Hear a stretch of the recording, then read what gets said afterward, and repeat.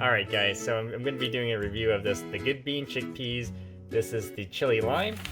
Check this out, here's the ingredients. If you guys want to read that, pause the video.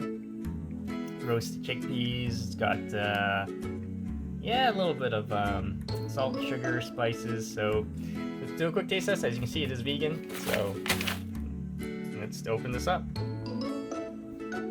Alright, so that's what they look like, and there we go. I've tried a lot of these chickpeas from the Good Bean. This is not bad. It's just, yeah, it does have some heat to it, but don't really taste the lime in it as much. But you can definitely taste the heat. Alright guys, definitely check it out. If you have any questions, comments, post, subscribe to the channel.